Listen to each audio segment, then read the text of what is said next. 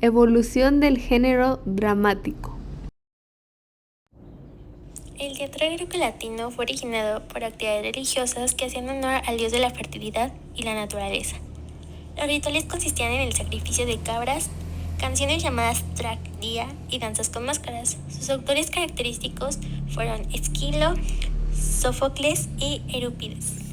Y las obras más relevantes de fue Edipo, rey de Sófocles, Trilogía de Orestes de Esquilo y Medea de Eurípides. Yo hablaré sobre el teatro medieval. Este inició más o menos en el siglo XIII y sobre todo en el siglo XIV. Se caracteriza por hacerse de drama litúrgico, o también llamado drama religioso. Este también se caracteriza por ser dramático y de carácter suspensivo. Se le añadieron algunos textos breves que han sido cantados, nacidos en torno al canto del Aleluya. Algunos de los autores más característicos son el autor de los Reyes Magos, quien por alguna extraña razón sigue siendo desconocido, Don Juan Manuel, Juan Ruiz Arcipreste de Gita y Jorge Manrique. Unas de sus obras más reconocidas son Los Reyes Magos, que ya se ha dicho con anterioridad, Conde Lucanor, Cantar del Mío Cid, El Libro del Buen Amor y Coplas por la muerte de su padre.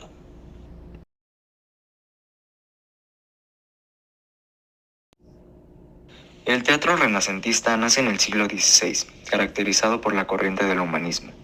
Este movimiento intelectual se desarrolla en el siglo XV, rompiendo con las tradiciones de la Edad Media, y exaltaba su totalidad con cualidades de la naturaleza humana. ¿Cuáles son los tipos de teatro del Renacimiento? Bueno, pues tenemos el teatro religioso. Aquí se imitaban escenas pastorales sobre el nacimiento o la pasión de Cristo, la adoración a los Reyes Magos, entre otras. Al ser un teatro culto, su impacto social fue muy reducido. El teatro popular o profano. Este tomaba como modelos la comedia latina de Plauto y Terencio, así como el teatro italiano de aquella época. Estas obras se realizaban al aire libre y eran hechas por actores ambulantes, teniendo géneros como la comedia, el drama y la tragedia. El teatro palaciego. En este se actuaban temas humanísticos y pastorales en los palacios. Autores característicos: Juan de la Encina, Gil Vicente, Lucas Fernández, Bartolomé Torres, Lope de Rueda, Juan de la Cueva. Obras relevantes: Soldadesca y Tinelaria, La Navidad, La Pasión Plácida y Vitoriano, Tragicomedia de Amadís de Guala y la Tragicomedia de Don Duardos. El teatro isabelino fue desarrollado durante el reinado de Isabel I de Inglaterra, seguido de sus sucesores Jacobo I y Carlos I, hasta 1642, cuando los teatros ingleses se clausuraron por la guerra civil que mantuvo al país hasta 1688. Los autores más característicos de este apartado son William Shakespeare, Christopher Marlowe y Ben Jonson. Algunas obras relevantes son Sueño de una noche de verano por Shakespeare y Doctor Fausto por Marlowe. Datos del teatro isabelino. Muchas obras se realizaban en posadas o al aire libre, así como también en casas de nobles que apoyaban al teatro. Utilizaban luz natural o velas.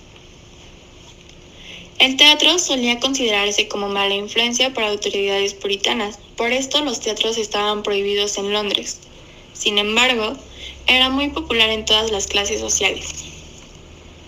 El teatro isabelino renovó la métrica con el llamado verso blanco, que carecía de rima, aunque la métrica era regular. El pentámetro yámbico es un verso de 5 pies de yambo, constituido por una sílaba corta y otra larga, donde cada uno se compone de 2 sílabas, acentuada y no acentuada, y de otra al final opcional no acentuada. Innovaciones de tiempo. La norma aristotélica estipulaba que la acción y el tiempo fuesen una unidad. El teatro isabelino rompe estas reglas, y entonces es posible advertir entre una escena y otra cambios radicales de espacio y de tiempo, una escena en la mañana y la siguiente 2 semanas después. Teatro del neoclasicismo. Tuvo origen en el siglo XVII y se desarrolló durante el siglo XVIII. El teatro se caracterizó por la separación de géneros para evitar confusiones y tenía como objetivo volver a su público más sabio. Algunos autores característicos fueron Leandro Fernández de Moratín, Alexander Pope, José Cadalso y Jonathan Swift. Algunas obras relevantes fueron Los viajes de Gulliver, La niña y el viejo y Ensayos sobre el hombre. Este teatro se caracteriza por ser didáctico y moralizante. Por lo tanto, si hablaban de una epopeya, se le enseñaba al pueblo sobre grandes virtudes y vicios de los hombres. En el caso de la tragedia, se tenía que enseñar al público que los vicios nunca quedan sin castigo. Y en cuanto a la comedia, debía de ser una representación de la vida diaria que mediante el humor corrigiera vicios corrientes. Tenía respeto por las normas clásicas y la regla de las 3 unidades, que estas eran la unidad de tiempo, la unidad de lugar y la unidad de acción. La unidad de tiempo es que las obras no deberían exceder las 24 horas. La unidad de acción se determinaba por 3 actos, constituidos por la presentación, inicio y el desenlace. Las normas clásicas eran que la comedia y la tragedia no deberían mezclarse. ¿Qué quiere decir? Que los dramaturgos neoclásicos rechazaban la tragicomedia como género literario. Tenían una temática burguesa, que aunque este género buscaba educar a los ciudadanos de todas las clases sociales, su temática siempre abordaba problemas cotidianos en las realidades burguesas. Es decir, los dramaturgos neoclásicos escogían como héroes o protagonistas a personas pertenecientes al estatus burgués, por lo que generalmente se trataba de personajes acomodados y con cierto nivel de educación. Teatro vanguardista. Características. Oposición a la tradición literaria y artística precedente. Tanto en su expresión artística como literaria, el vanguardismo es sinónimo de una ruptura con la tradición, el academicismo y el arte o la literatura tal y como se conoce hasta el momento. Sus artistas se consideran poetas renovadores, innovadores y exploradores de nuevas perspectivas. Rechazo de la imitación de la realidad. Similarmente al punto anterior, si el movimiento realista había dominado buena parte del siglo XIX, tanto en arte como en literatura, los vanguardistas se negaron ahora a representar una realidad objetiva. El arte y la literatura se liberan de la imitación del mundo exterior para centrarse en una visión mucho más personal, subjetiva y desconectada de la realidad que nos envuelve. Carácter experimental y libertad de expresión. La capacidad creativa no se ve limitada por ciertas normas o convenciones artísticas y literarias, y el autor o artista goza de una completa libertad de expresarse de la forma que más le apetezca. Se rompe con la estructura formal tradicional de los poemas, se pasa de un arte figurativo a un arte abstracto en la pintura, se suprimen signos de puntuación y estructuras gramaticales sintácticas, y los artistas desarrollan estilos y formas de expresión marcadamente personales y por lo tanto reconocibles.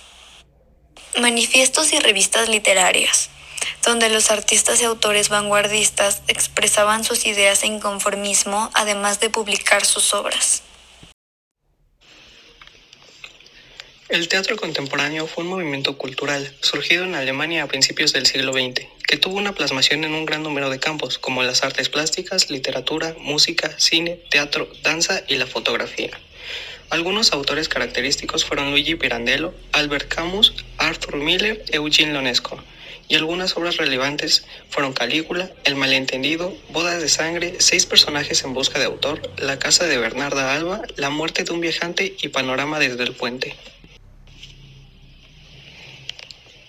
Características del teatro contemporáneo. Presencia de las vanguardias. Las vanguardias artísticas que influyen en la música, la literatura, las artes plásticas también lo harán en las artes escénicas. Movimientos como el dadaísmo, el expresionismo, el constructivismo y el surrealismo impactarán el teatro en todos los planos: manejo del espacio, textos teatrales, escenografías, música, etc. Importancia de la figura del director teatral. A diferencia del siglo XIX, en el que el protagonismo recaía en actores y actrices, el teatro contemporáneo son los directores junto a los autores las figuras más importantes en los montajes teatrales.